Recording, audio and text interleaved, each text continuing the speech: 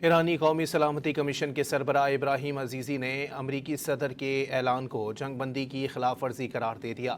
انہوں نے social media پر امریکی صدر کی پوسٹ پر رد عمل دیا ہے کہ آبنائے ہرمز میں کسی بھی امریکی مداخلت کو جنگ بندی کی خلاف ورزی سمجھا جائے گا۔ آبنائے ہرمز اور خلیج فارس کو ٹرمپ کے کھوکھلے بیانات کے ذریعے نہیں چلایا جا سکتا۔ ایرانی قومی سلامتی کمیشن کے سربراہ ابراہیم عزیزی نے امریکی صدر کے اعلان کو جنگ بندی کی خلاف ورزی قرار دے دیا۔ انہوں نے سوشل میڈیا پر امریکی صدر کی پوسٹ پر رد عمل دیا ہے کہ آبنائے ہرمز میں کسی بھی امریکی مداخلت کی جنگ بندی کی خلاف ورزی سمجھا جائے گا۔ آبنائے ہرمز اور خلیج فارس کو ٹرمپ کے کھوکھلے بیانات کے ذریعے نہیں چلایا جا سکتا۔ ایرانی قومی سلامتی کمیشن کے سربراہ ابراہیم عزیزی نے امریکی صدر کے اعلان کو جنگ بندی کی خلاف ورزی قرار دے دیا۔ انہوں نے سوشل میڈیا پر امریکی صدر کی پوسٹ پر رد عمل دیا ہے کہ آبنائے ہرمز میں کسی بھی امریکی مداخلت کو جنگ بندی کی خلاف ورزی سمجھا جائے گا۔